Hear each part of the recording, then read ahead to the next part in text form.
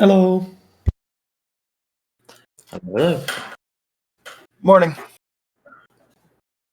Alrighty. So, here's the objective that we have at the moment.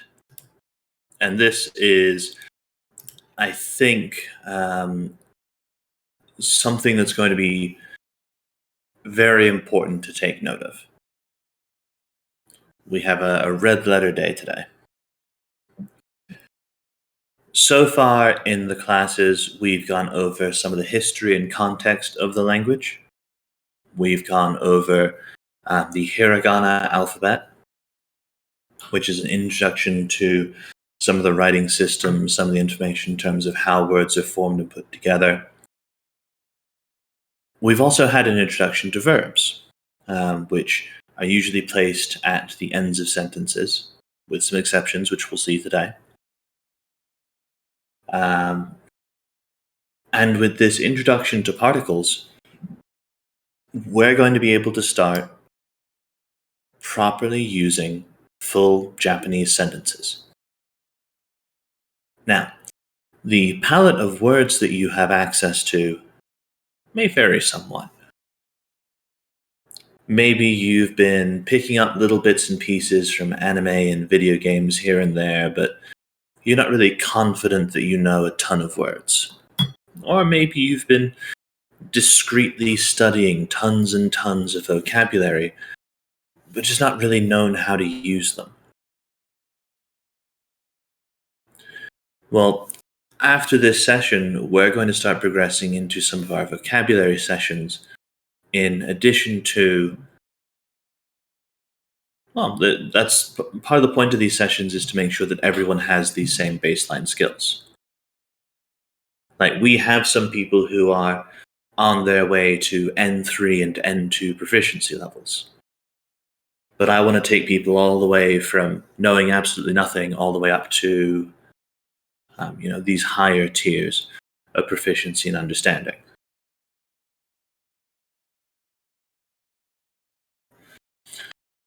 So, after today, with the introduction to particles, we'll be able to begin using sentence composition. And that's why the next session after this one, that's an interesting statement, because you know that 1 is the most skilled out of those, right?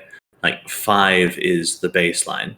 N6, which doesn't exist, would be like floundering about, barely putting words together. All right, let's backpedal slightly for a moment to properly address this, because I want to set a clear goal in terms of understanding. Once you understand particles and you understand the basic verb structures that we talked about last week, there's not a ton more that you need to know. Aside from a lot of vocabulary, but there's not a ton that you need to know on top of that to be able to start looking at N5 proficiency. Now, N5 proficiency isn't like super hardcore fluency. It's you have an understanding of how to put words together. If someone speaks Japanese at you, you're going to pick up a good portion of their meaning. So once we clear this stage, if you've been practicing or if you've been studying on your own, you will have the toolkit necessary to start seriously considering some of these various proficiency tiers and starting to build towards them. Because once we get through this introduction to particles, you're going to be able to take a sentence written in Japanese and begin to point to key elements of that sentence. And you can go, oh, this particle here, this is the possessive. And I might not know what this first word is in front of the possessive, but I know what this word that follows it is. And so this second word is the thing that belongs to that first word. And you can start to use context clues to decipher sentences. You can start to identify their individual component parts.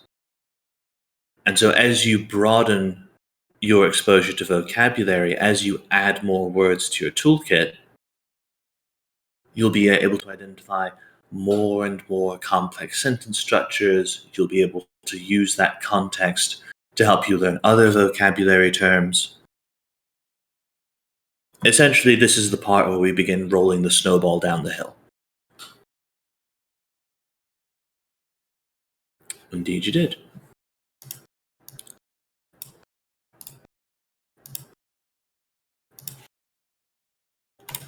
All right, so let's start off with, as I like to do, bringing in the terrifying scope, and then we'll talk about the sandbox within which you're going to want to play for the time being. Because I want to put things in their appropriate frame and context, and I want to sort of reveal the depth and complexity of the topic as part of teaching you the essential fundamentals.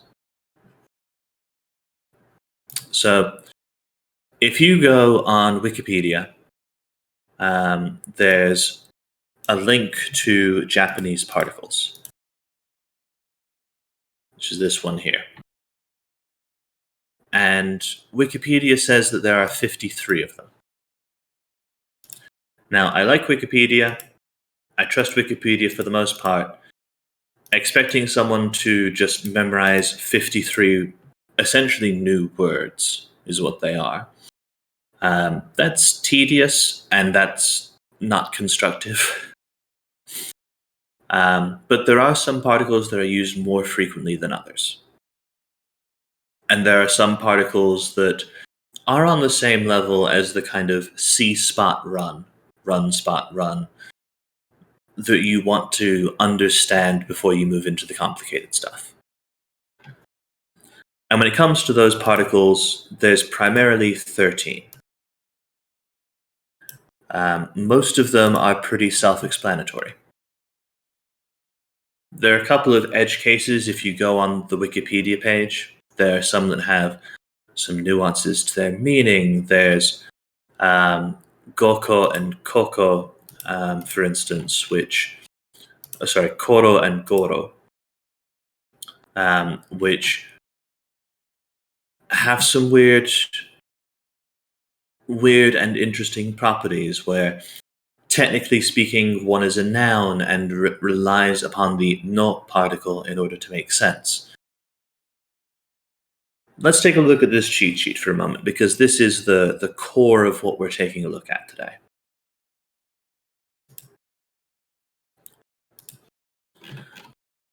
So we've got our 13 major particles here. I've talked about some of these last week a little bit. So some of these, especially if you were there for the session where Mara was helping to introduce Ga, some of these you should already be a little bit familiar with.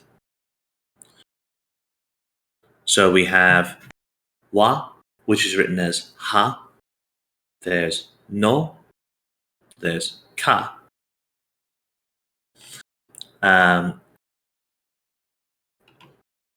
There's also the direct object o.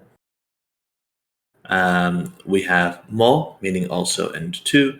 Ni, which is for motion and time. E, which is written as he, establishing a destination. Really, it's more of a to or towards. De, which means by way of. And a collection of other particles, which we'll touch on here and there. These are kind of the glue that holds your words together. Some languages, everything is linear. The word order matters more than the specific particles being used.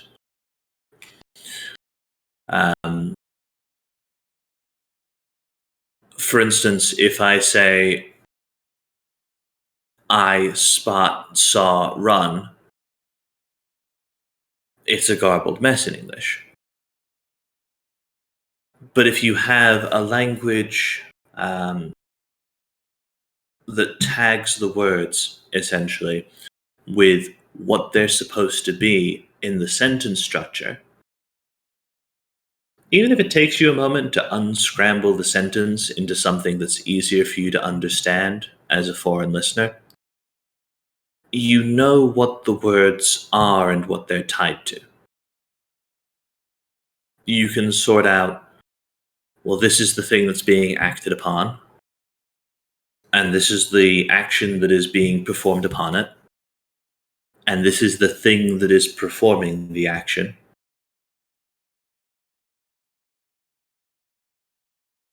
And yeah, there's some untangling that you will need to do as you get used to the language. As you get more comfortable with the language, it will get easier for you to look at a sentence and be able to pick up on the meaning at a glance. Uh, but one of the interesting things that this allows Japanese to do as a language is to put the thing you want to emphasize first in a sentence.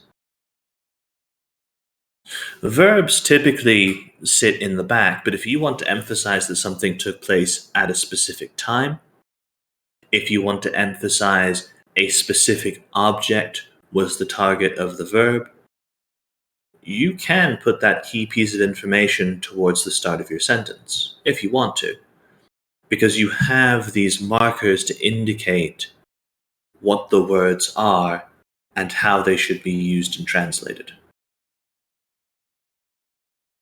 which I think is really cool.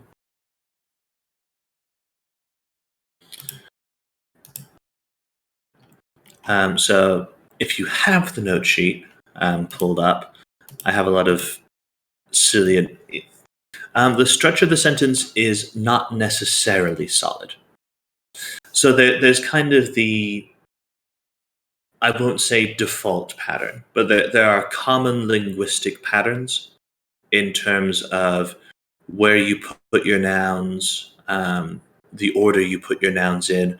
Verbs are typically the end of a given sentence unless you're using particular particles. Some particles are sentence enders, like ka or ne or yo. Where am I basing the lesson?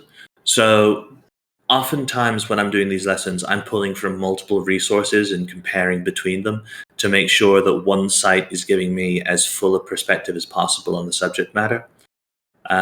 Because if we just looked at this PDF, when we get to the ni particle, it's all well and good to say, movement and time to show what an action is directed to, but that doesn't really capture the spirit of what the particle means.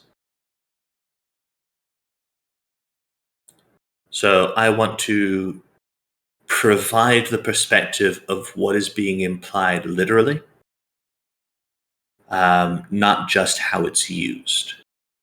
Because understanding that literal meaning behind it will help you to remember how it's supposed to be used.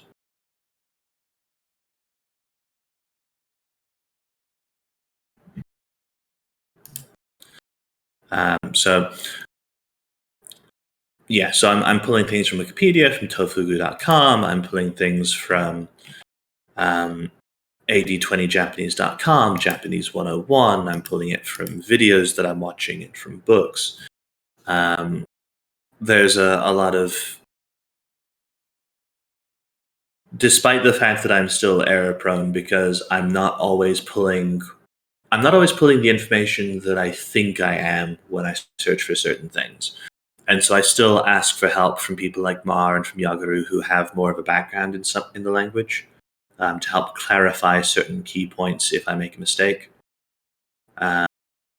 So please don't take this as the word of God when it comes to Japanese.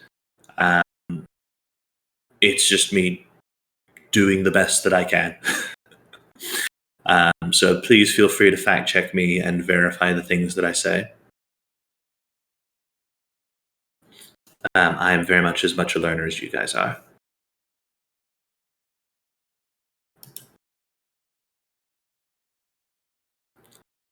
Let's let's set the topic.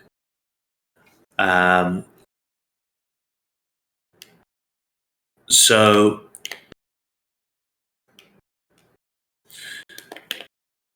Japanese has an interesting little quirk to the language with the wa and ga particles. Oh yeah, 2/3 of the books that I bought myself, I look at them and I go, who was this written for? Because this wasn't written for a beginner, and I'm approaching, intermediate scholarship in terms of my understanding. I'm still, well away from where I want to be. But I'm also not, completely wet behind the ears on the topic. It's like, so if it's not written for beginner and it's not written for an intermediate, then this must be for an advanced learner. But then why is it a picture book? So anyway, Japanese has this interesting quirk in the language in that you have a topic marker and a subject marker. So when you're setting the frame of the conversation, when you are basically saying, regarding this subject, you're going to use the wa particle. Now, the wa, the what that you are discussing, the context for the sentence, isn't necessarily the object that is going to be taking an action. But if you've established the topic and it is implied what is performing the action, you don't need to specify a ga.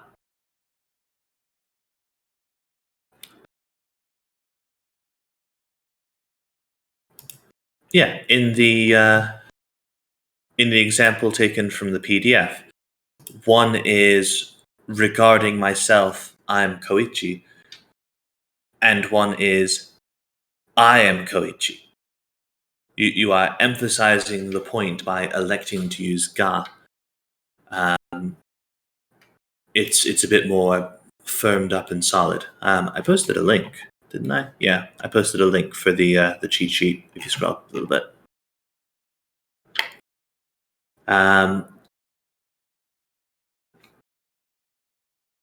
So the ga is for the thing that is doing, whereas the wa is the thing that you are talking about, which can be the same thing, which means that you can make some omissions for making sure the language is cleaned up. When it comes to wa, if the topic is known and understood, you don't need to keep re-stressing the topic.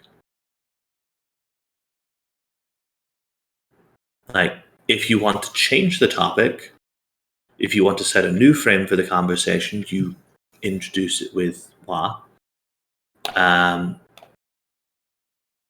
But you don't need to keep saying, well, regarding this, and regarding this thing again, and once more regarding this thing, and yet again regarding this other thing. No, you said regarding this, and you've established the frame, and now you're having the discussion in the context.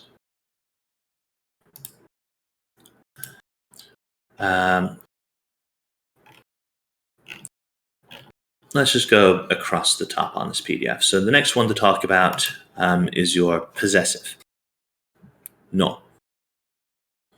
The way that it's usually structured, generally speaking, you can replace it with apostrophe S.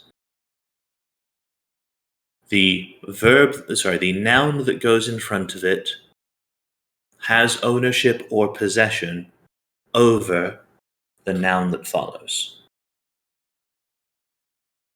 So, Kiara's love for Callie.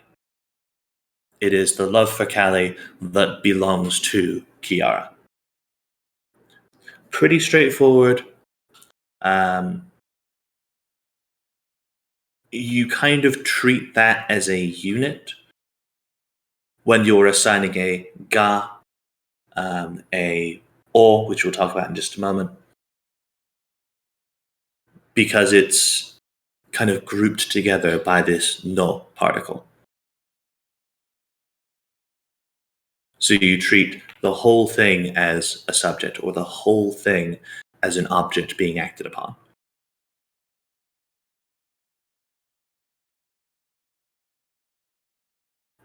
I see Reggie typing, so I'm going to give him a moment to make sure I'm not moving on before I have a chance to answer questions.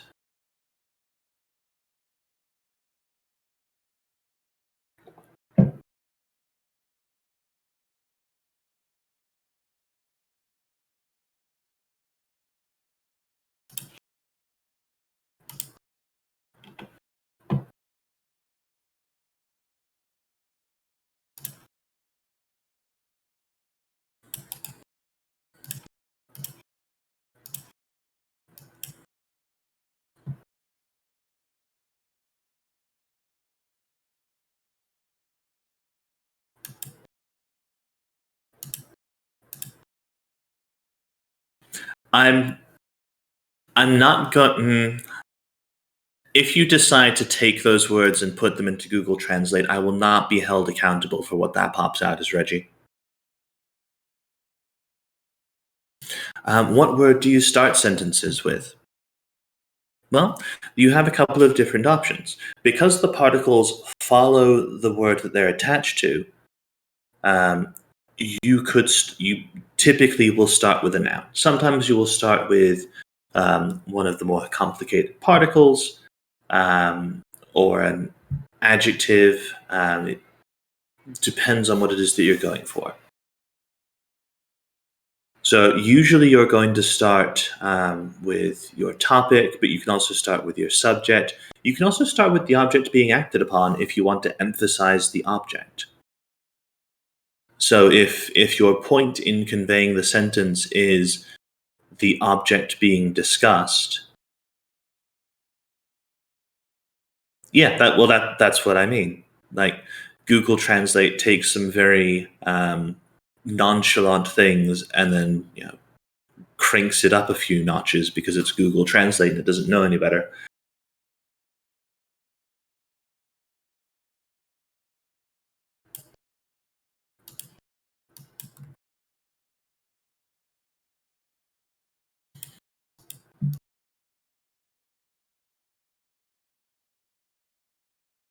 Yep.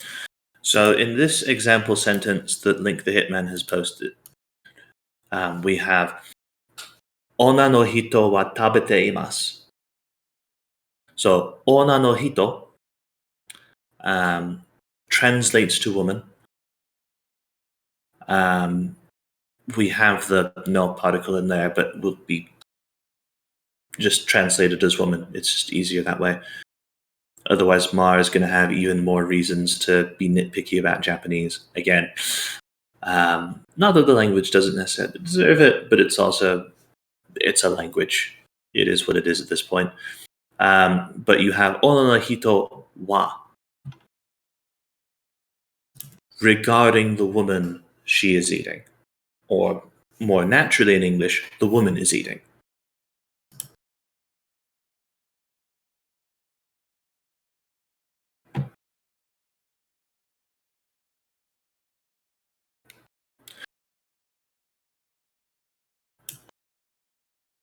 Well, let's talk about the "o" particle now that we're seeing it attempted to be used. So the "o" particle indicates the object being acted upon.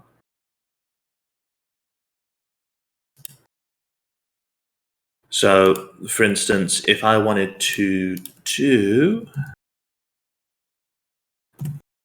Actually, let's grab one of the example sentences from Game Gengo. So I want to jump to this part here in the timestamp.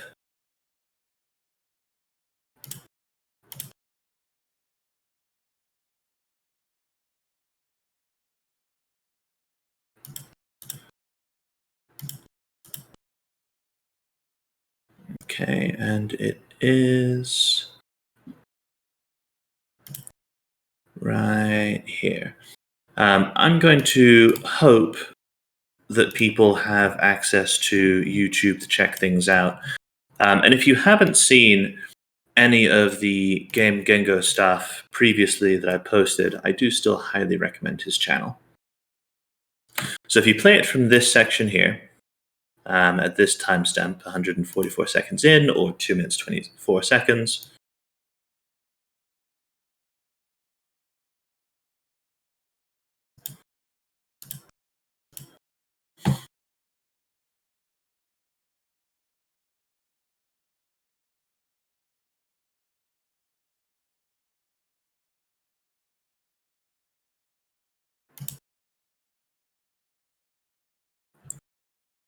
now if you were to jump ahead to the analysis portion where he's breaking all of those things down, he's talking about, because such a thing is the case, I must protect him. And the second portion of the sentence starts with,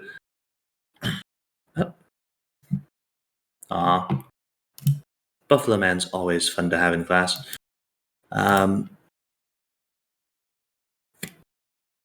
the second portion of the sentence, aitsu wo. Aitsu wo. So this aitsu o is the subject.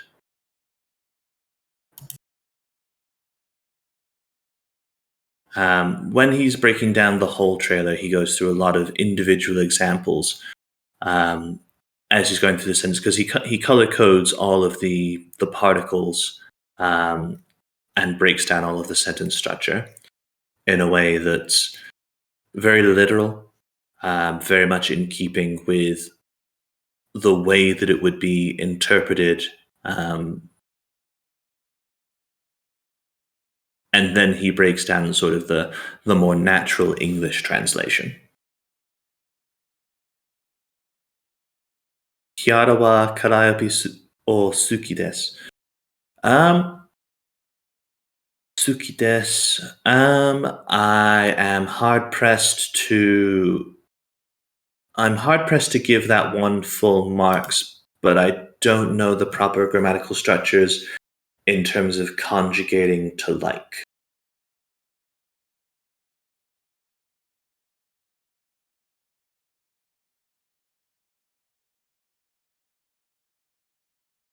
So if you wanted to use suki as the verb to like, yeah.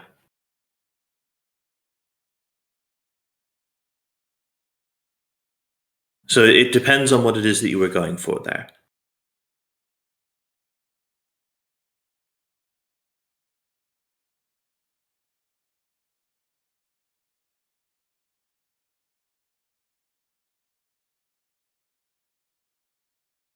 So were you? Well, this is one of the things that we'll be doing a deep dive into during vocab sessions. So did you want, for instance, the verb to like? Did you want something stronger, like to love?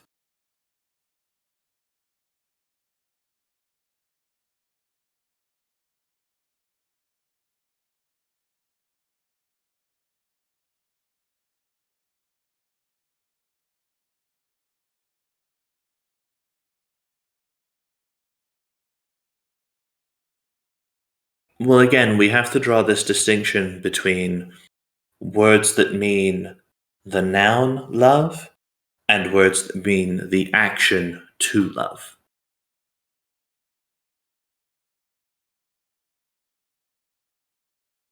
So it depends on whether you're referring to the love that is between them or the act of her loving and experiencing the emotion.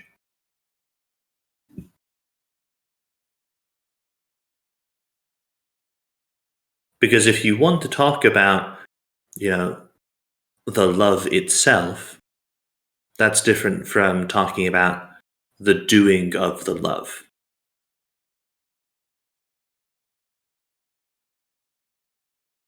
I'd like to remind everyone that even though we may engage in discussion about certain topics and subjects, and even though we may make certain jokes, I can already feel in my bones the restraint I'm having to put on myself to not make certain jokes.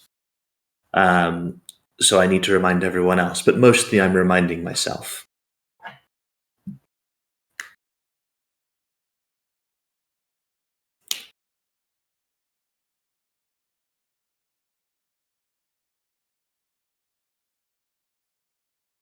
Yes, so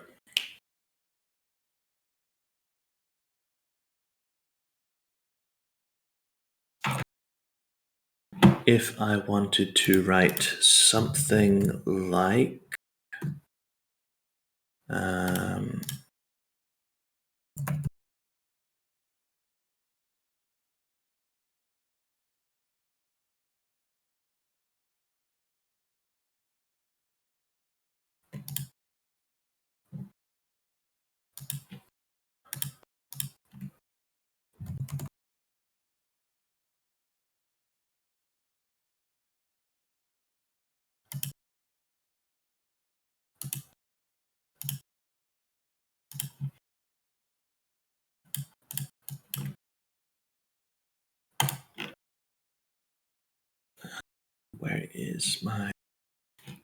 where has my online dictionary gone to? I was going to make a point about something.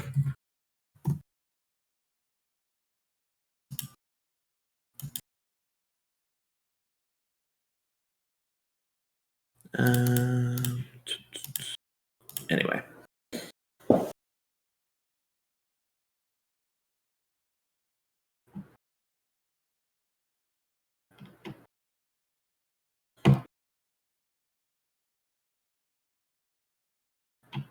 So winding it back just a little bit for just a moment, as to why it is that it's Calliope ga as opposed to Calliope o.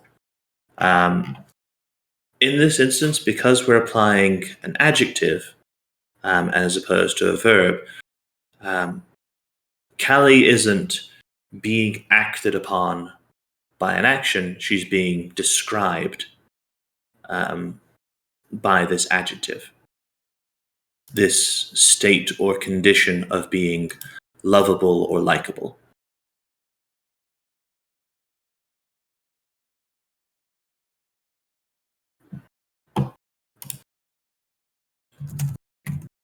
Now, if we wanted the verb to love or to be fond of,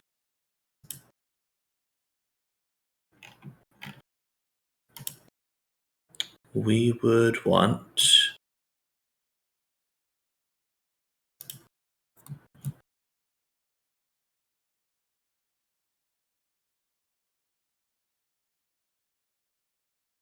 Kiara wa Calliope ga daisuki desu. It is the case that regarding Kiara, Calliope is lovable. Now, we might more naturally translate that in English to Kiara loves Calliope, but it is the case, it is this. Kiara wa, regarding Kiara, Calliope ga, Calliope being the subject, the thing being affected by the daisuki, being modified, has the condition of being loved or being lovable. Now, if we wanted to talk about the verb to love, we would want something like this. Aisuru. But that's a JLPT N3 word, which you will not be expected to know for several months.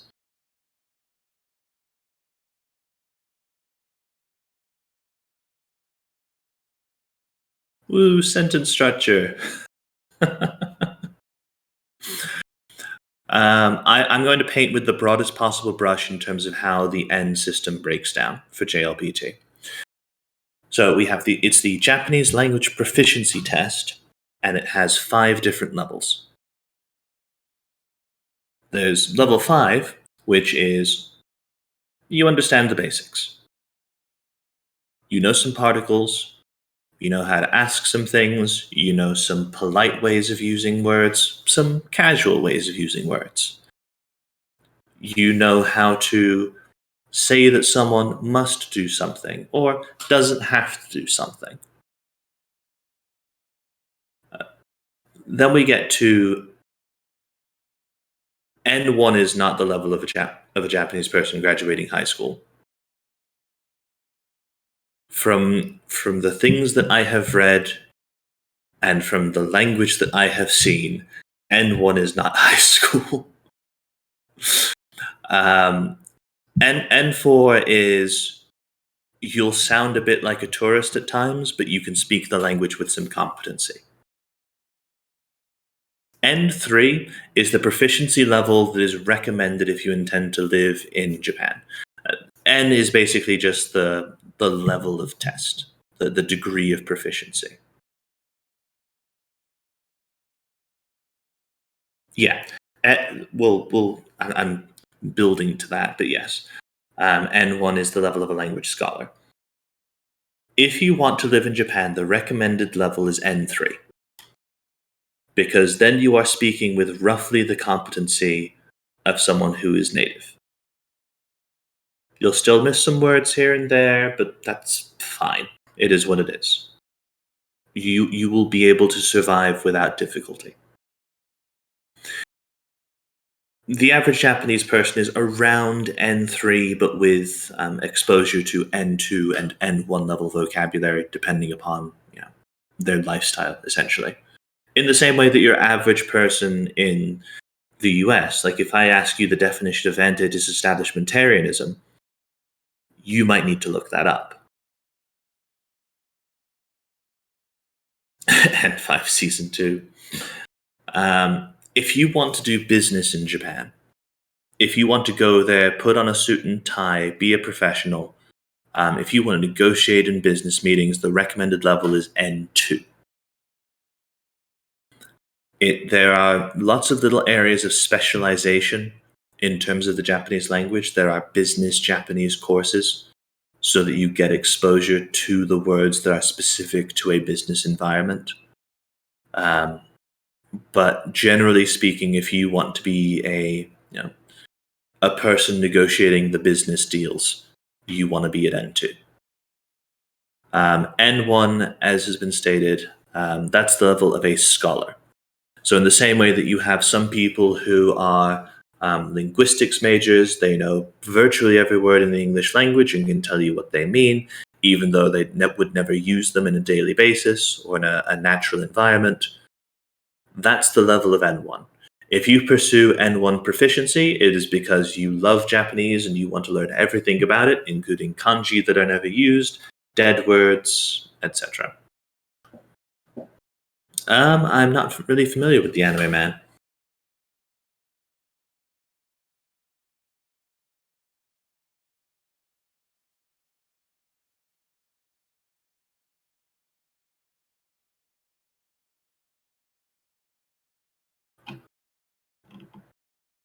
Yeah, well, this is Game Yengo. This is the exact video that I posted previously because I really love this style of video, and I hope this guy continues because it's super useful.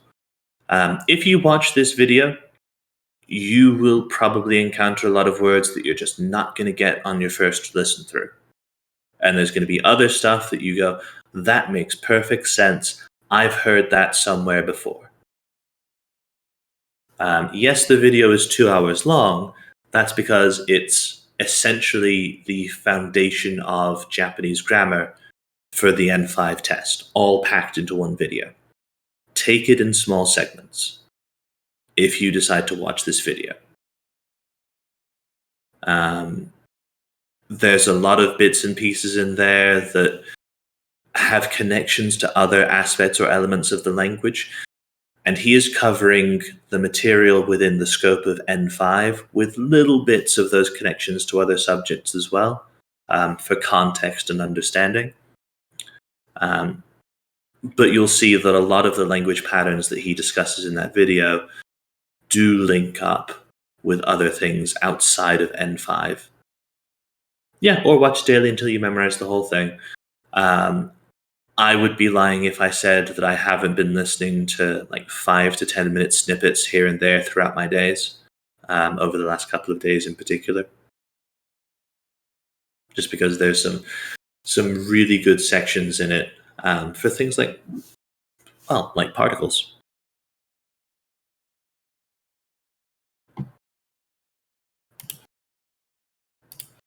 Speaking of which, and to get back to that, so we've talked about wa and ga, we've talked about no, and we've talked about o. Now let's talk about mo, because mo is relatively easy. Mo is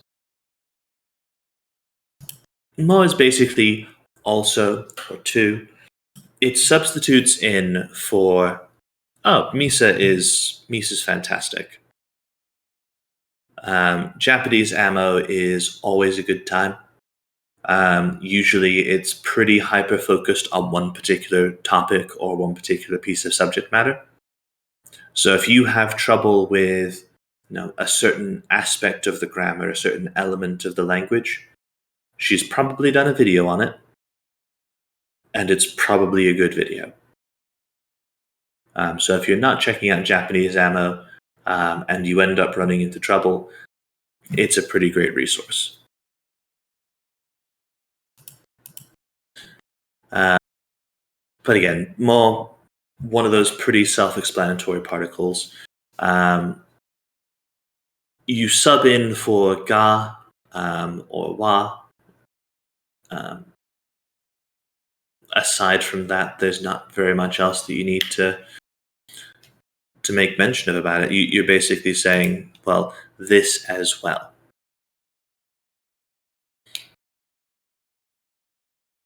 Well, maybe your microphone is listening to what it is that we're talking about and making recommendations based on spy software.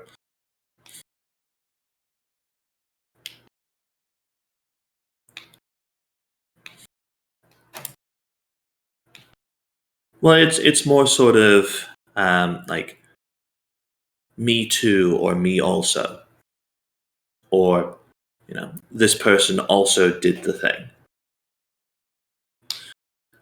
When used with a negative, it's more sort of like negative in the sense of a negative verb.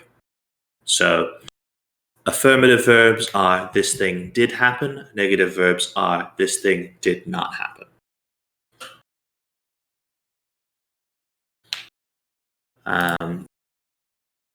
Yes, it is pronounced as mo.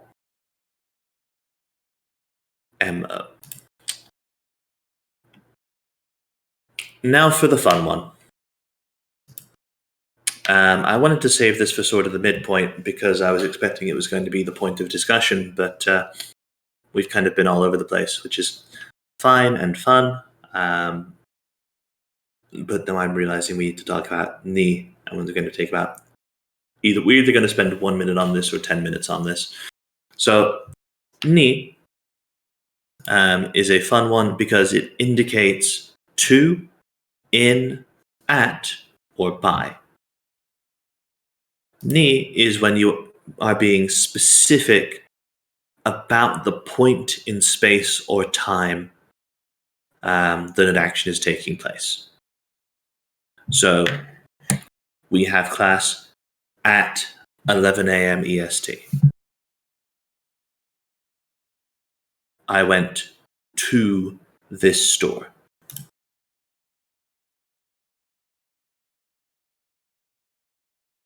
It's not something that is a relative point. I'm being specific about the location in space or time. Well, it does seem pretty easy, and it.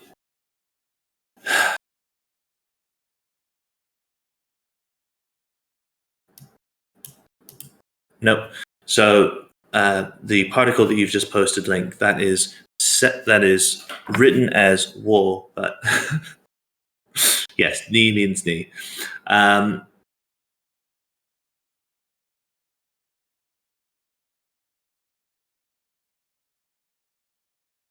I can see Kalman typing, and I usually defer to people who, yep, I appreciate that. But yes, so ni on the face of it is pretty straightforward. But as you can see from the cheat sheet, for instance, it used to show what an action is directed to and also shows destinations, directions, places, and times. Um, the thing is that ni doesn't do direction. Not in the sense of it's in the direction of this place. Uh, ni is at this location. I went to the store. I didn't go towards the store. I didn't go in the direction of the store. I went to the store.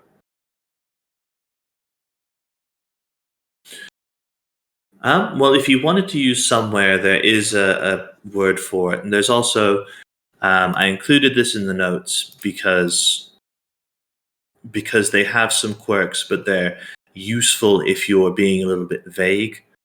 There's koro and goro, which essentially mean around or about. So you know sort of the location. It's kind of in this place, but not exactly. But Goro and Koro have some nuance to their usage. So I'm not going to get into them in basics of particles. Um, but if you wanted to say, I've left my keys somewhere, that somewhere would be, its own word. But if you wanted to say, I left my keys somewhere at home, you would use either Koro or Goro. But I haven't done enough reading yet to tell you which one you would actually use. And again, it depends upon the intention behind the statement. Similar to the discussion on love. It's like, do you want to talk about the somewhere as in you don't know? Do you want to talk about the somewhere as in you roughly know the location? Um, it depends on the nuance behind what it is you're trying to get across. Yes, to Japan would be ni.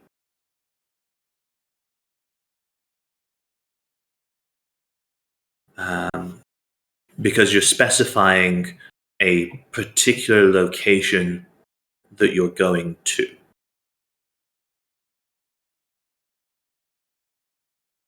When it comes to time and expressions of time, I found a very useful breakdown of time expressions on this website here. And there's a handy little chart. You can see if you specify a time of day, if you specify a season, a day of the week, a month, you would use ni.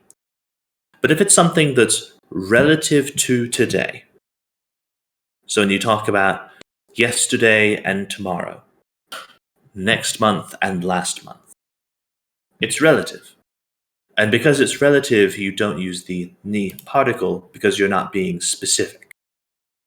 You're saying yesterday, but you're not giving a date that yesterday happened on.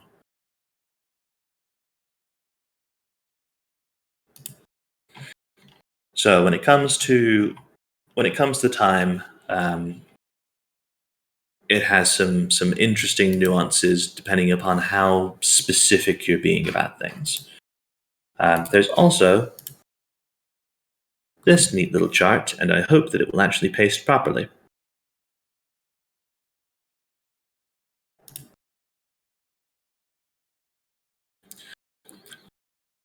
So time, if you want to, can go at the very front of the sentence. Basically, on this day or at this time, such and such happened. So and so did the thing to this other thing.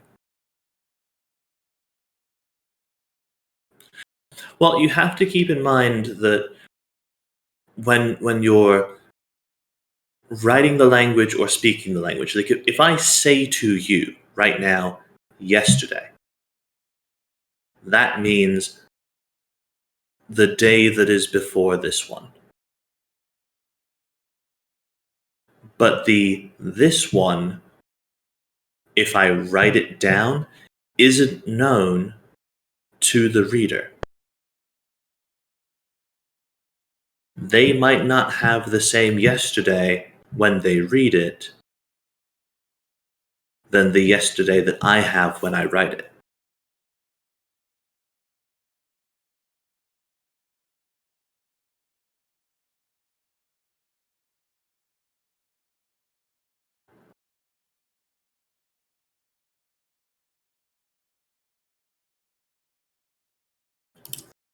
I'm glad that that's useful for you because I literally just came up with that on the spot. I was just like, well, let's elaborate on this with an example. That's a really good example. I should write that down. All right, so these last two are pretty straightforward. In how would we say last class? Somewhere in the middle, we learned about time.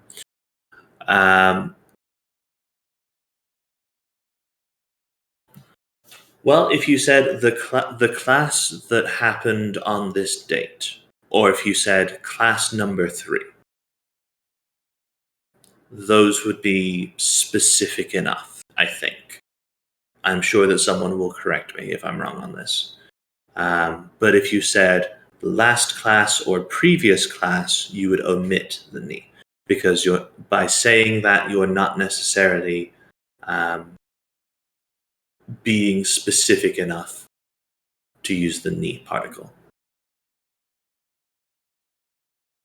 Like if you named the specific class, that's different from saying previous class. But again, I'm not 100% on that point, so I'm hopeful that someone with a bit more experience can clarify.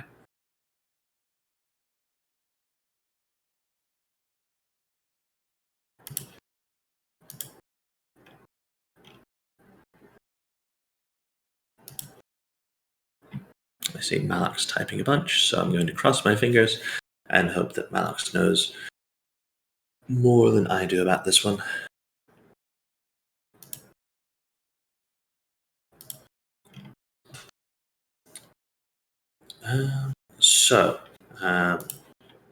Okay. I shall proceed. The particle, which is written as he. This is a lot like the ni particle in some regards, but it's more indicating towards rather than to. You're going in the direction of the thing.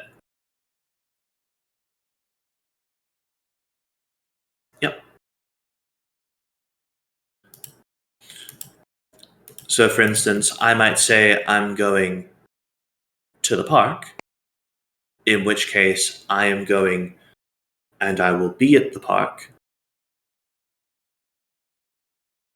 It's when it's used as a particle, it's read as e. The rest of the time, it's he. There's always that little asterisk when it comes to particles of it's written this way, but that's not necessarily how it's read. Like with wa and o, and in this case, e.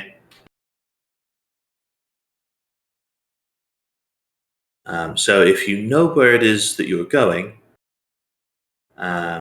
you will use ni. But if you're going in a certain direction without a specific destination, you would use e. Does this phrase identify one or multiple points in time? Yep.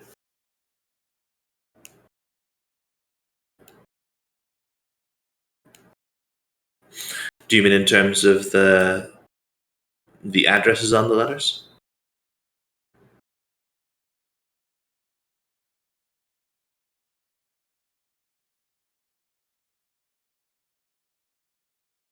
I'm curious what you mean by that, Kalman.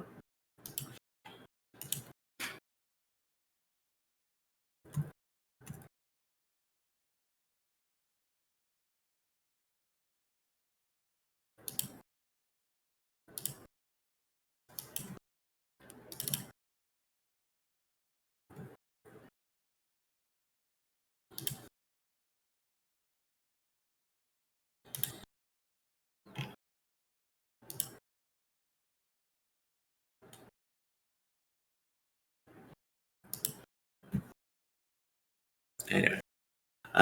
Yes, so if you are heading somewhere, is used to mark the destination or the direction that you are heading in.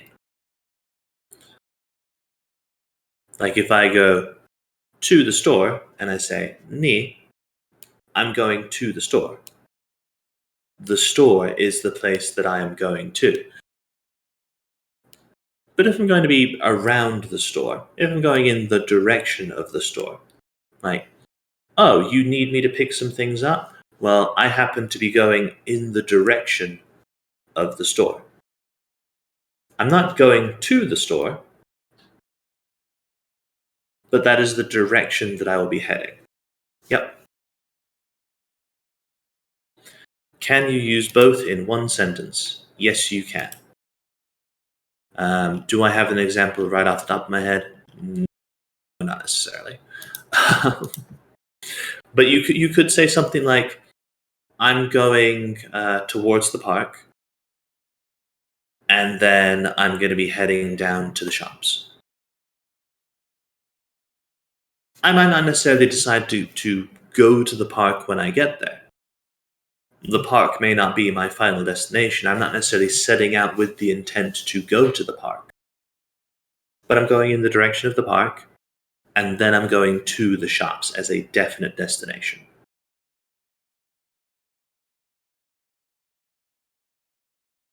Now, obviously, that is a very, very simplified way of saying it, because it's basically two separate ideas mashed together into one sentence. But yes, you can.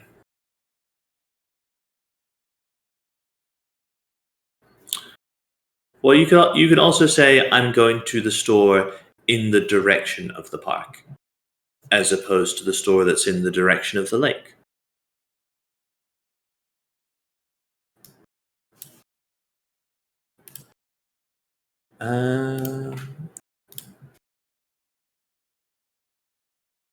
Make sure that I'm reading this one correctly.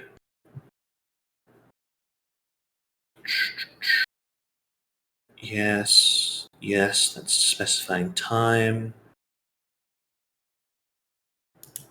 I think that would be valid. Yeah, I think that that's apt.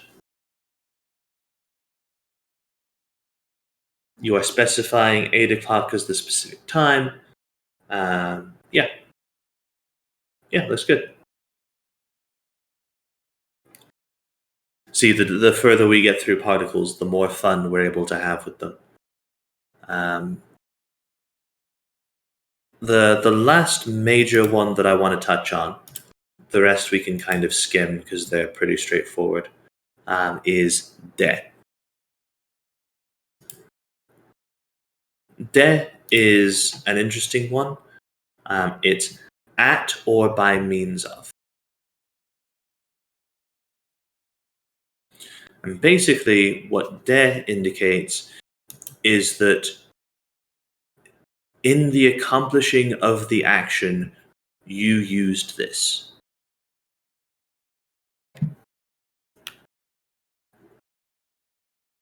So, I played baseball at the park. If I wasn't at the park, I might not have been able to play baseball. The park was a necessary component of me completing the action.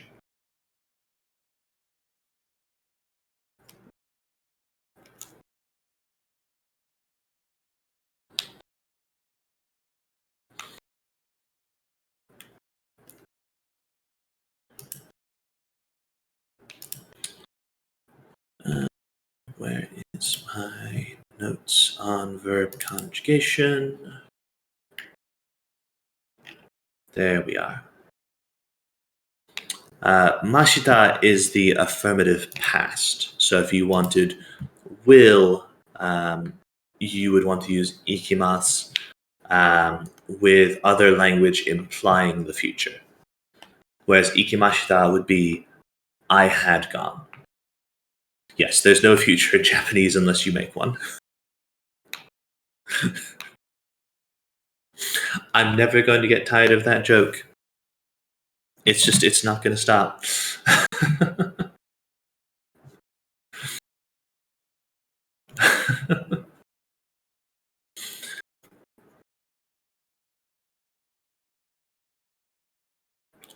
So to add on to the sentence of at 8 o'clock I go to school, could we add de learn?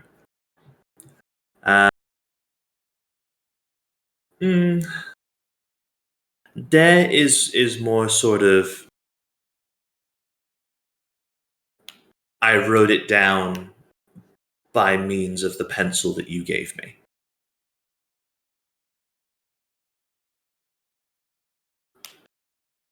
I learned how to do this at school.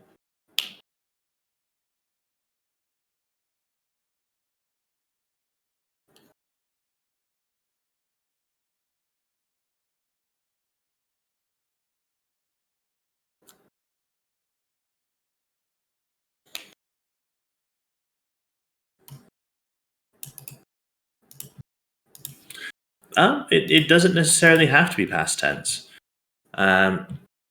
So, for example,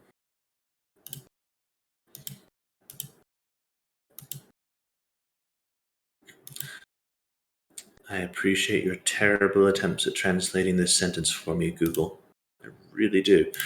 I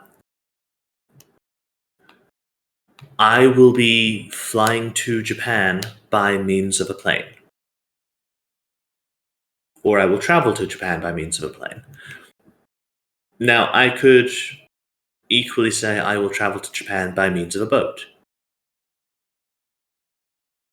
I could travel there by means of teleporting, if the technology ends up being developed.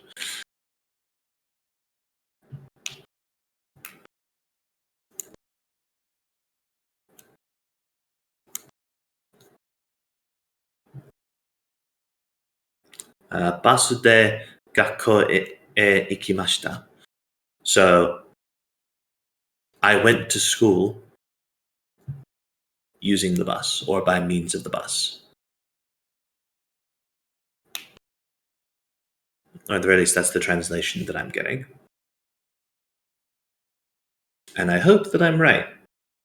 Otherwise, I will sound like a big idiot.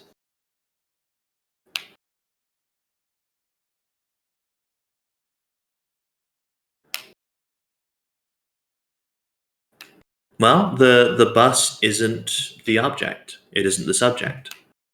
It's bus de, which means by means of the bus. So something went by means of the bus. And when you're talking about yourself in Japanese, you will typically omit the overt reference to self. So, basu de gakko e ikimashita, something went to school by bus, and I didn't provide a subject to do the going. So the implication is the self. I went. If someone else went, I need to introduce them.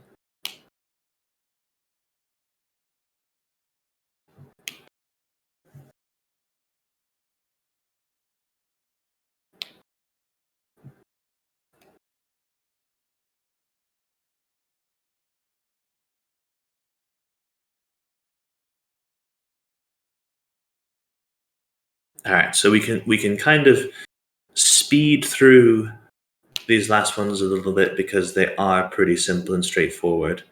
Then we'll open up the floor to questions, and then I'm going to eat this curry, which has slowly gotten cold as it sat there on the table next to me. So I'll need to reheat that in the microwave in a moment. So we're on the home stretch. We've got ka, which we've talked about previously. This is your question marker. this transforms the sentence that you've written into an inquiry. So instead of saying such and such is the case, you can turn it into that sentence into a question that is more, is it the case that such and such? So, for example, my curry is cold. Well, if I wanted to ask a question, like if someone else had my curry and was heading to the microwave, I could say, is my curry cold? It's an inquiry. It's a request for confirmation, more information. I haven't overtly included a question word in it. I didn't ask what is the state of my curry. I said, is my curry cold? In the same way, using ka at the end of a sentence turns it into a question, a request for clarification or confirmation.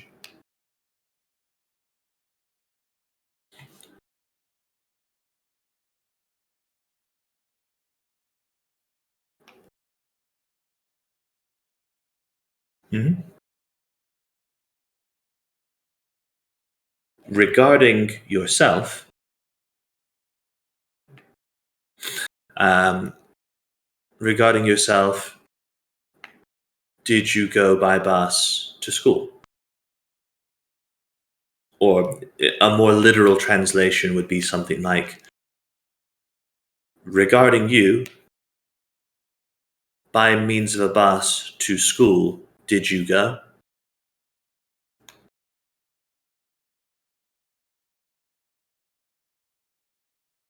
The literal translation um, is almost always a linguistic adventure when it comes to Japanese.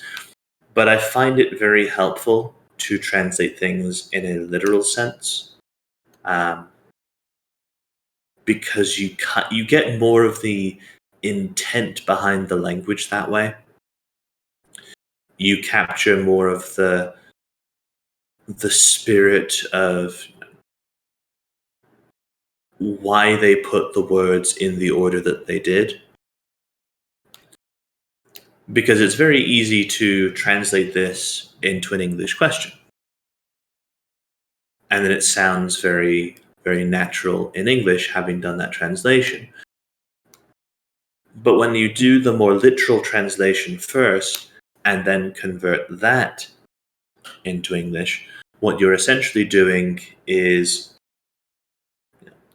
here's the original Japanese text, here's the English translation of the words, but in the sentence structure of Japanese.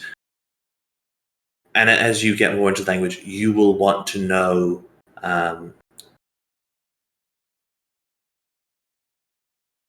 Omai is, as Kiara said to Gura, depending upon how it's being used, you could use it in sort of a casual sort of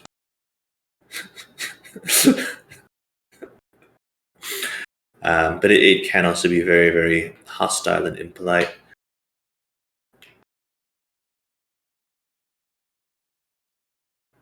Asuka.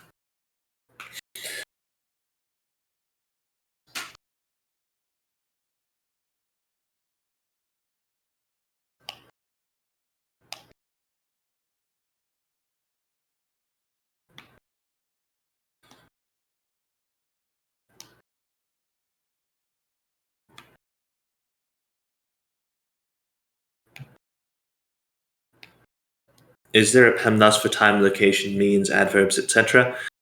No, not necessarily. You put it in the order that you want to emphasize. Like in the Final Fantasy XVI trailer, there are some sentences where the object of the sentence is first, and some where it's towards the last.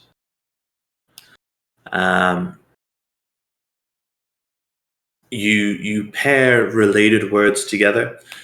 So things that are modifying other words will typically be grouped. For instance, if I want to talk about the red bird, I need to have red and bird next to each other. Otherwise, you're not going to know that the red is associated with the bird. But aside from things like that, for the most part, if you want to talk about the specific components of the sentence in a different sequence because it puts more emphasis where you want it to be, go for it.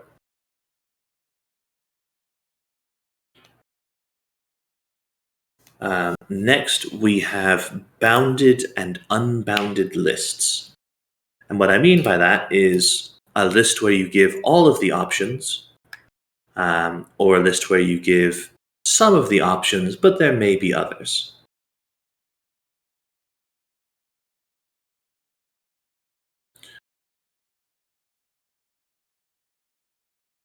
Well, you use wa when you are introducing a topic.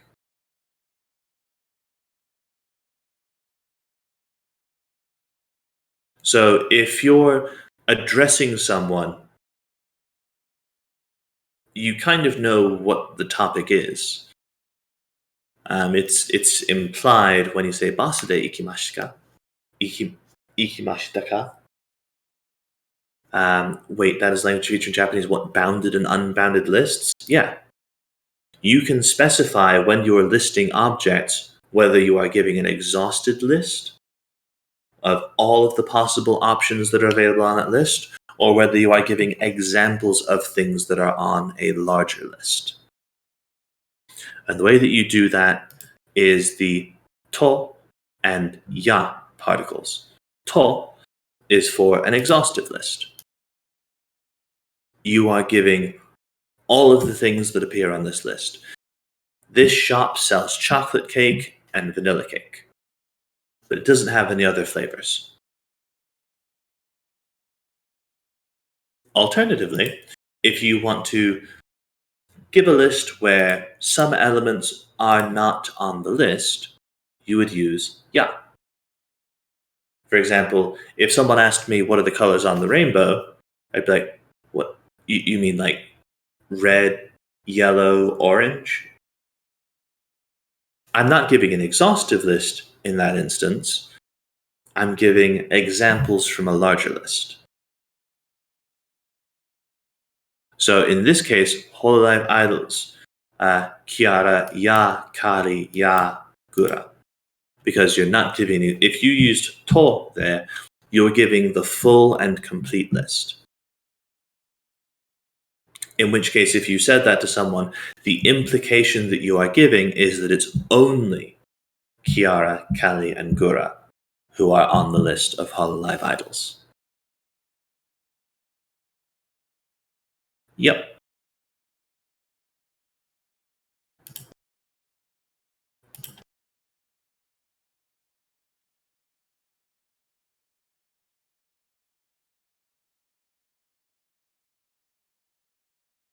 Very early on in this class, I was like, Japanese, that the initial hurdle is, learning how to read the basic letters, learning how to start using some of the language. But you can start to see from some of these examples in terms of particles, it's very specific. There's a lot of stuff that's implied, but you can be very specific in terms of what information you are presenting. Like bounded and unbounded lists, for a start.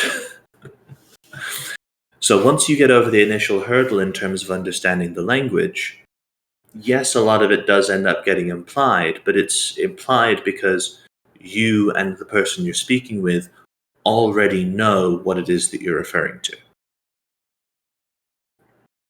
And the stuff that you do provide, that you do specify in your sentence structure, it's usually very plain what it is that's being conveyed. You're giving the person the essential missing pieces so that they can understand what it is that you're intending.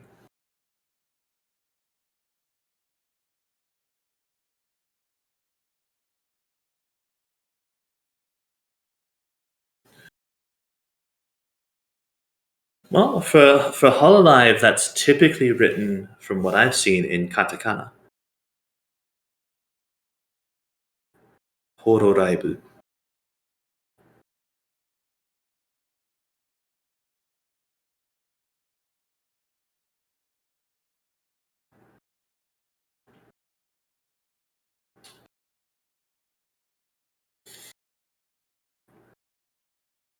I really need you to correct that typo, Chaotic Soda, because my brain just broke for a moment there.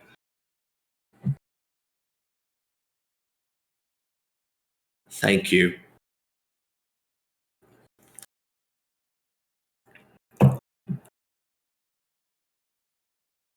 I had this brief moment in my brain of just like, nah, I mean, it's mainly Noel, but wait a second.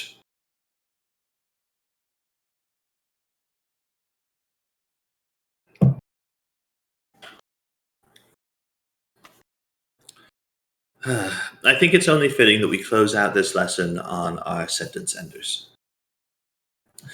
Ne, which you are probably already familiar with, and yo, which you may not be familiar with. Ne is like saying, right? You're essentially seeking confirmation. You're presenting information that is shared,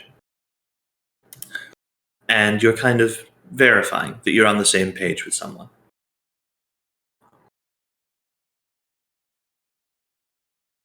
Mhm. So, for instance, if you and your friend both know that they went to the store to buy chips, and you go to open up the drawer and there's no chips, you might say, "Hey, you went to the store, right?" You know they went to the store, and they know they went to the store. Or at the very least, you're pretty sure that they know. So it's shared information. And so you use ne. If you're introducing information that the other person might not know,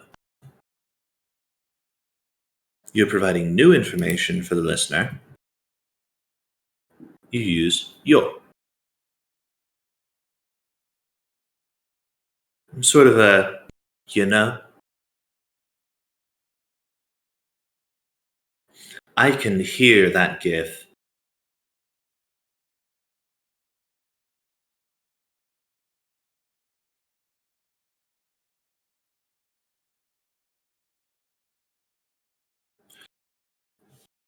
So when you're telling your friend who you've just asked, you went to the store to get chips, right?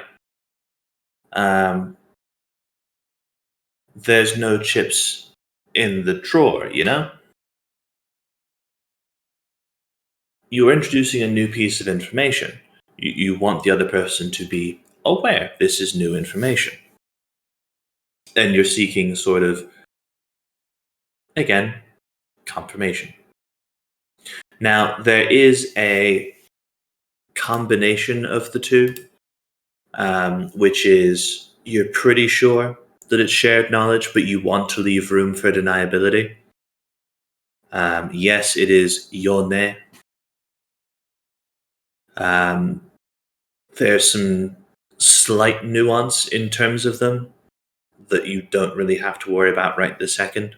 Just be aware that if you're reasonably certain that the other person knows this information, but you're not 100%, and it might not be the case, you can use yone. To give an example of, yeah, kind of.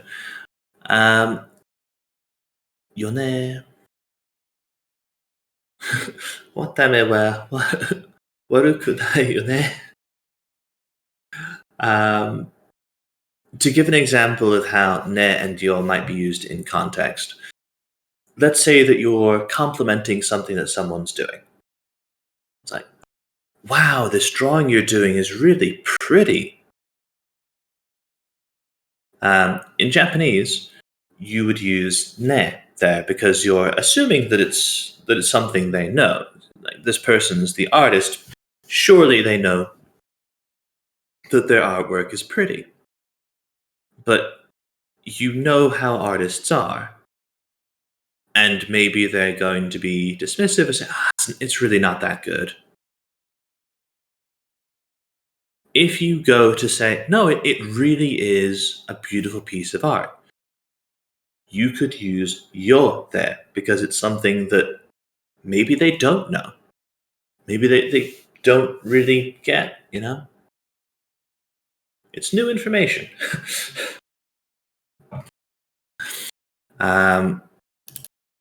What does yo dayo mean?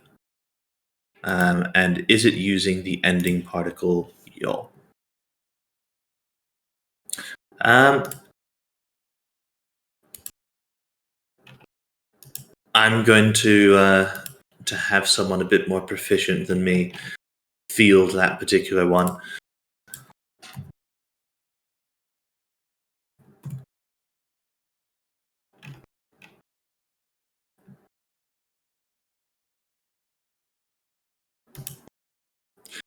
Because I, as part of looking up the yo particle, I was like, oh man, Ayami does the yo dayo.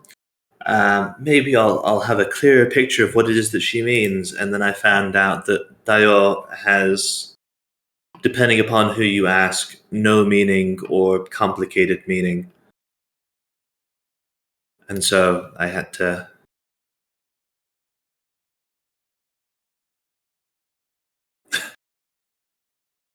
Well, that's dayo.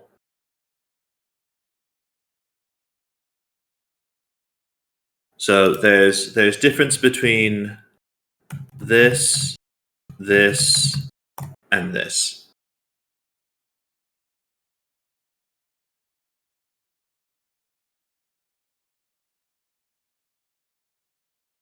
I mean, we have and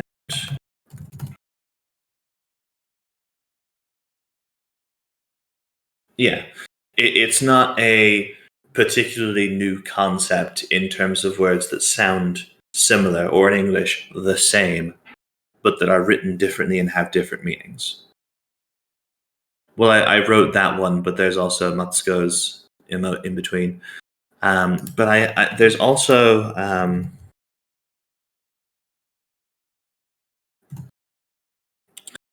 going to read an excerpt from a poem, and I've done this previously to prove a point about the difficulty of language and how it's not nearly as bad as you think it is.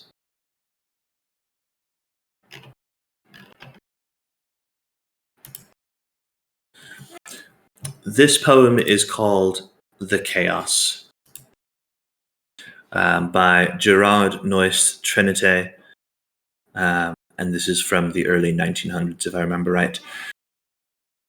Dearest creature in creation, study English pronunciation. I will teach you in my verse, sounds like corpse, horse, and worse.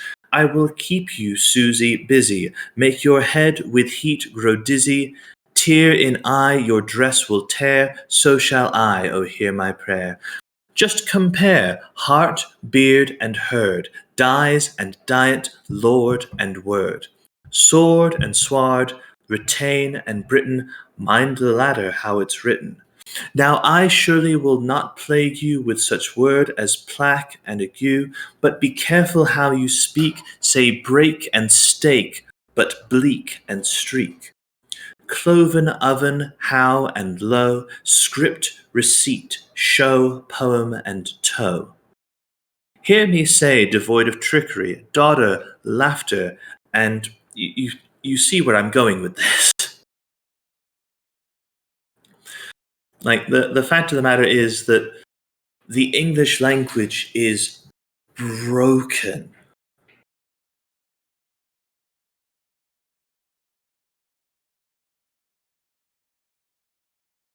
It's broken to the point where you have a poem highlighting just how messed up it is. Well, it's not just a bastardization of Latin. There's elements of German. There's elements of, um, depending upon the specific region, you have sort of this native Celtic language. So it's this mishmash of all of these different linguistic ideas that are trying to get along with each other. And somehow that's the lingua franca. Somehow that's the language that everyone around the world tries to learn to engage in trade.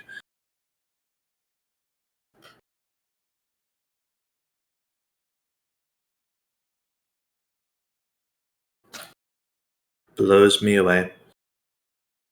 Could very well be.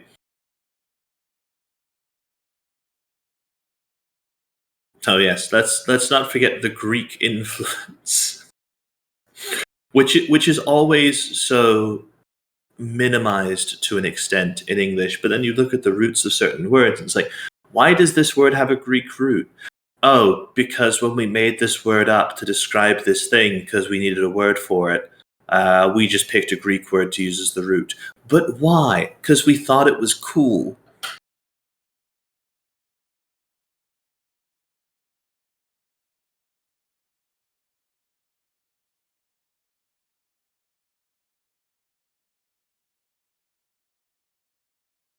Anywho.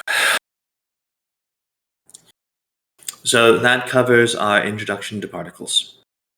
We started off with our topic markers and our subjects, and ended off, funnily enough, on our sentence enders.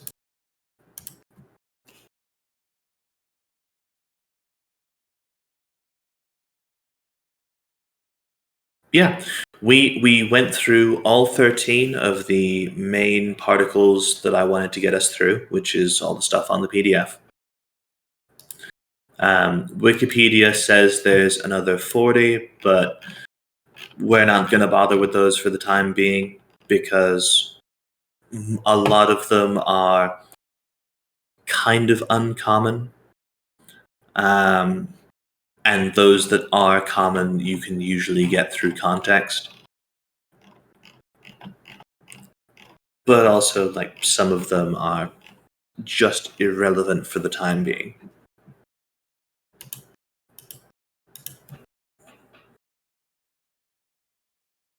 So if you understand these 13 basic particles, if you were here for last week's lesson on introduction to verbs, and if you have any grasp of vocabulary whatsoever, that is to say, if you have access to a dictionary or Google, you can begin using Japanese sentences. And you can begin to translate basic Japanese sentences. You are now qualified to read children's books.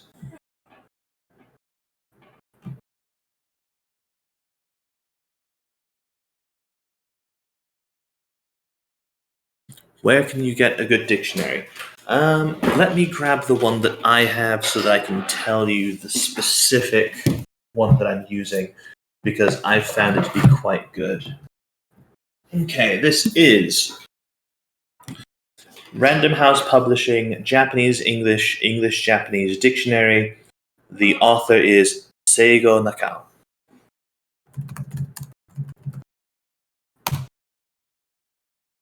I have found this to be a pretty good dictionary because it organizes, the English words are organized as you would expect, and there's usually at least a couple of translations so that you can pick the one that is most relevant to your intended meaning. So, for instance, if I look up the word manage, there's nantoka suru, succeed in accomplishing, contororo suru, control, tsukau, handle, kantoko suru, supervise, kanri suru, administer. Yes, this is the exact one. On the flip side, if you go to the Japanese section, it has the romaji, the actual way that it's supposed to be written, including the kanji, and the translation.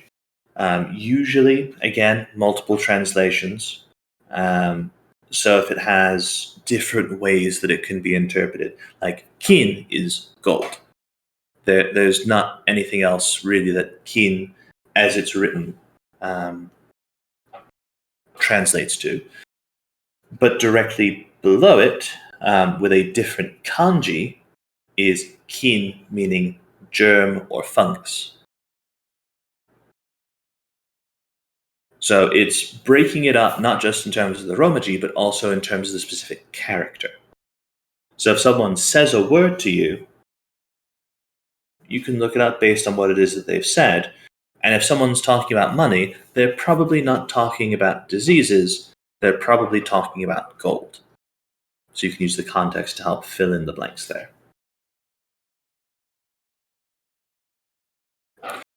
So if you have a dictionary or if you have access to Google to help you find translations for words, you can begin using the conjugations we talked about last week and the particles that we've just finished covering to start putting together some sentences. Well, yes, they could be talking about how the money is full of germs. Money is actually the dirtiest thing that we as humans encounter on a daily basis.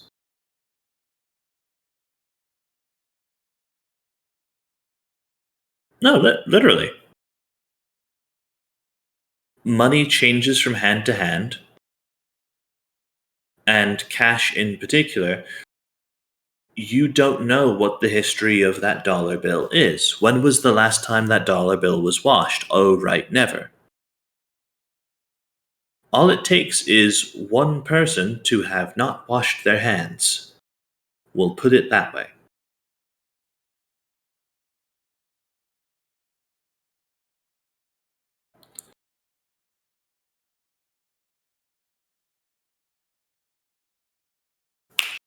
I see what you did there. I pretend to be a responsible adult with like finances and stuff. Like I was talking to my sister when she and a whole bunch of other people stopped by. Uh, Her boyfriend didn't turn up, but she and him are like they're going into to buy a gym essentially. Like he works at a gym and they're buying it out from the owner because the owner doesn't know how to manage money whatsoever and he doesn't want the gym that he loves to fall apart. Yay, adulting. How do you build your vocab from zero? Okay, I'm going to tell you the secret to building up your vocabulary from nothing because it's really, really straightforward. The secret is you already know more words than you think.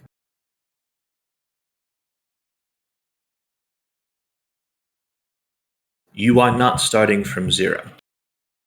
You think that you're starting from zero, but you probably know the word for cute, kawaii.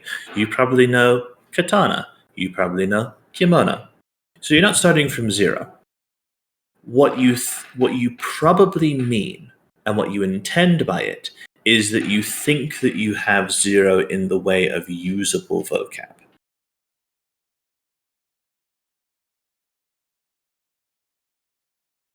Okay. So we're going to deep dive into vocabulary next week, but all the words I know are anime weeb shit. Yeah, that's basically where I started. Neko, Inu, etc. Tatakai. Um,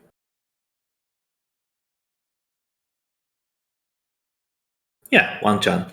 Um, so here's step one for building up your vocab. Figure out a thing that you want to say. and translate that.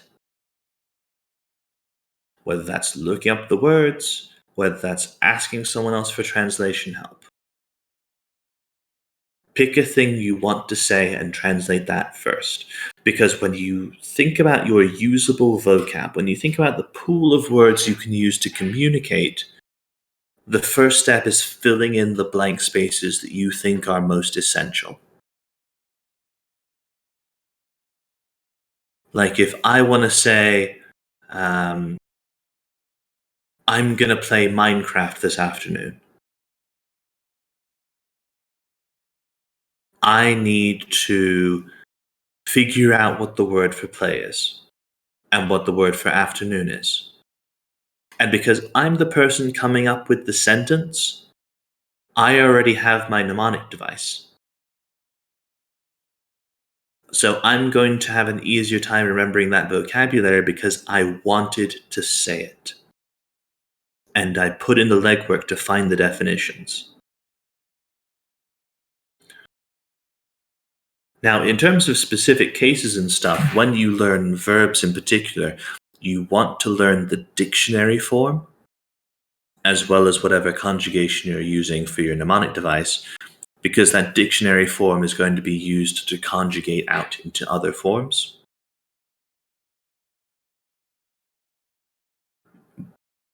But if you're starting from what feels like nothing, start from the things you want to be able to say. Start from the topics that have significance to you. Is it okay to just speak in dictionary for now? Well, the dictionary form is the present affirmative casual. So yeah, it's perfectly fine to use the dictionary form for the time being. It will help you in terms of the long term to get used to conjugating into different forms, but I don't think anyone's going to get too upset over people just using the dictionary form for the time being as they get more practice with the language.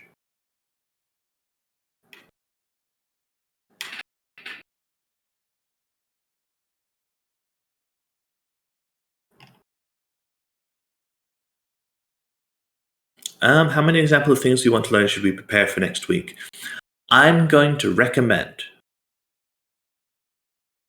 that for next week, people pick a particular topic, a particular field, a particular activity that they want to be able to discuss.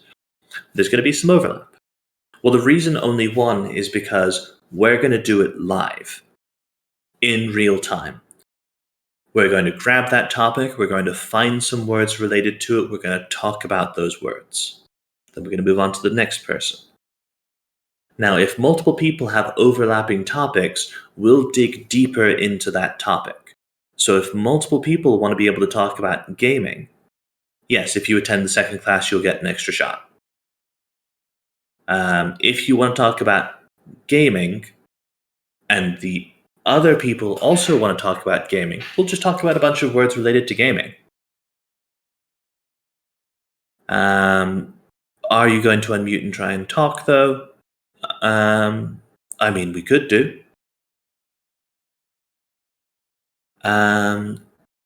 You can Google common words. I also have a book right here.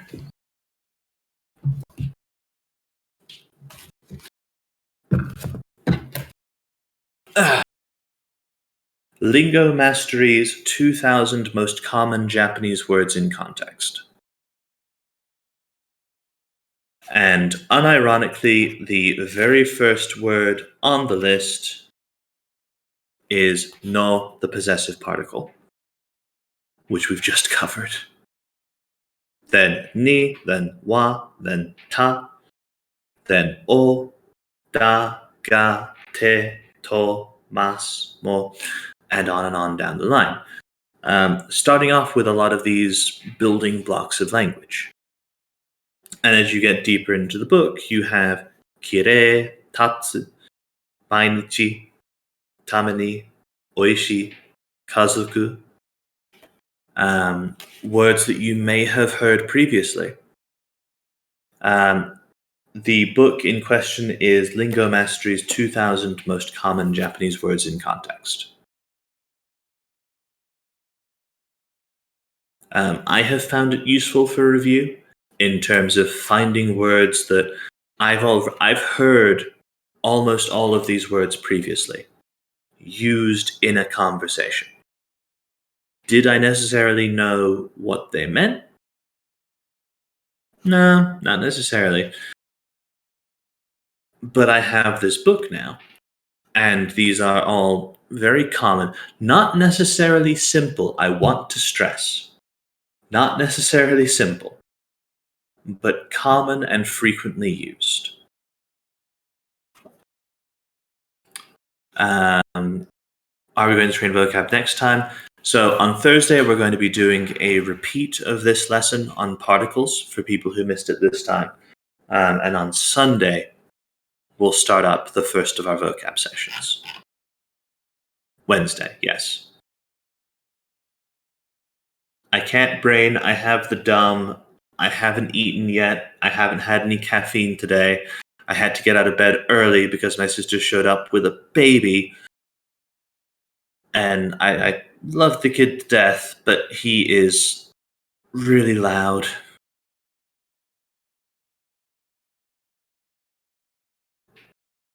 So for anyone in the States, it is actually Wednesday. It's 7 p.m. EST on Wednesday.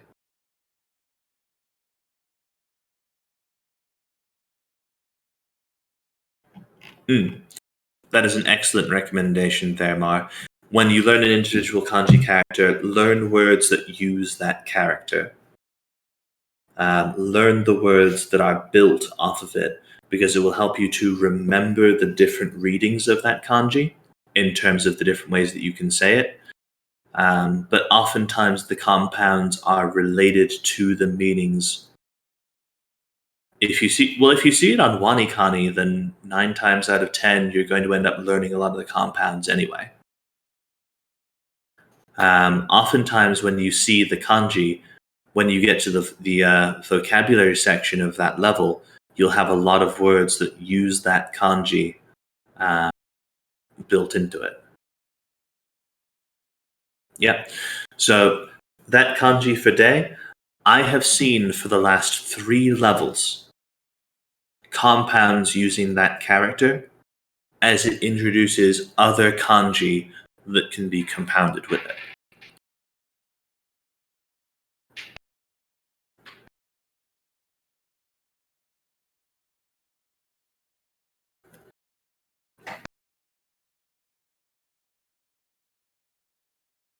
Day counting stuff is always fun.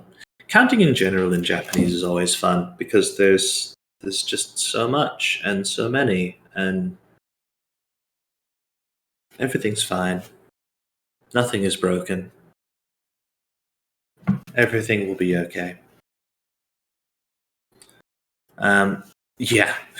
Exceptions is the name of the game when it comes to counting in Japanese. That is very much the case.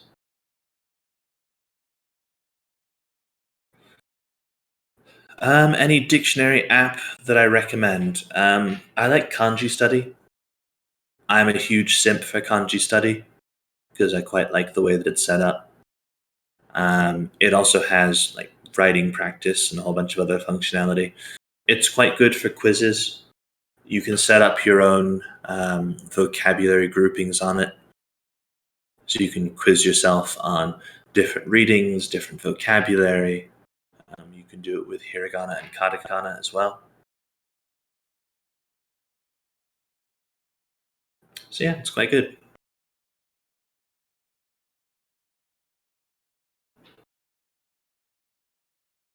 All right, before I head off to eat this curry and then decide what it is that book I linked any good?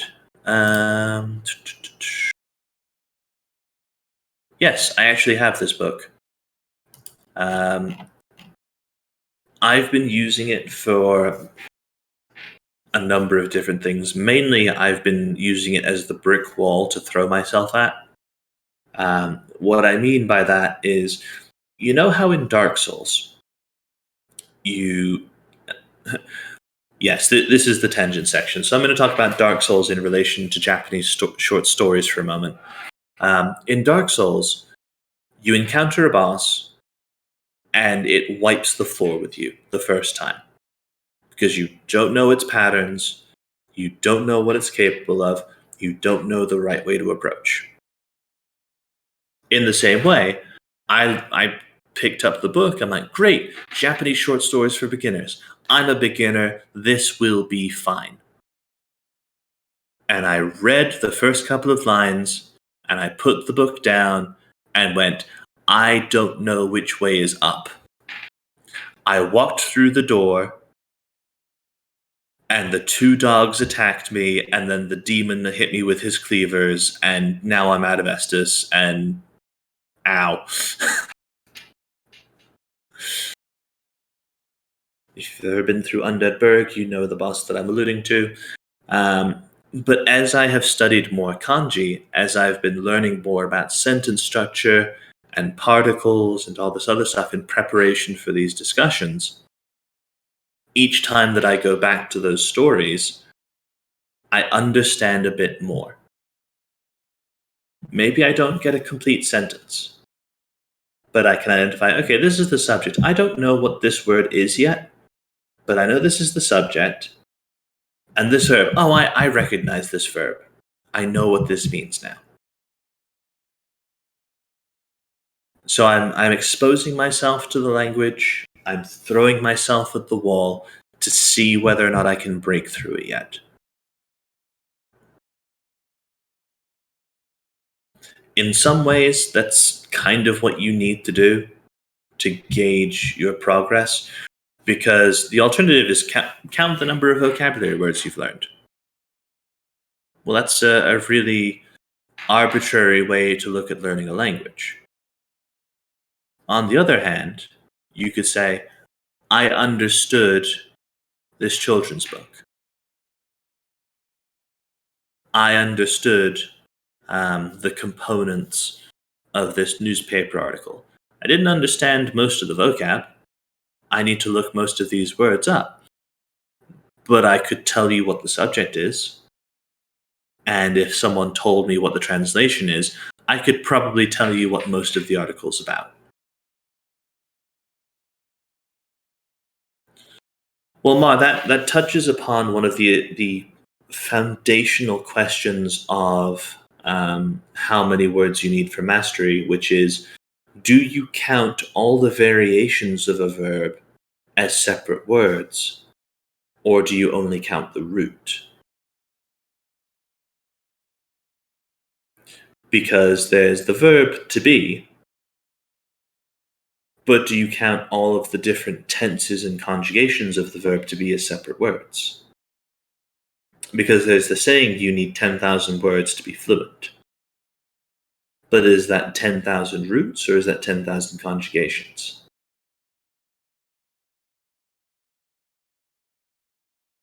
So, anywho, it's almost 3 in the afternoon. Where has the day gone? Yes, I think that it is getting to be the point that we should be wrapping up. I do have a fun fact for you all, though.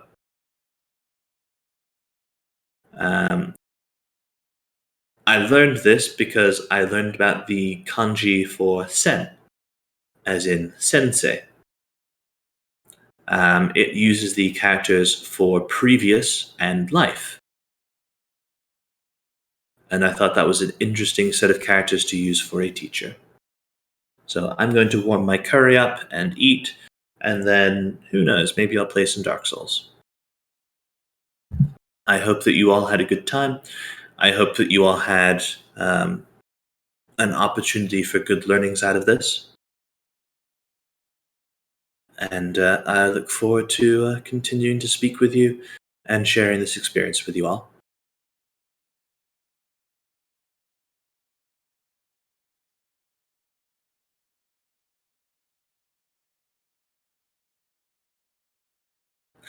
Have a good one, guys.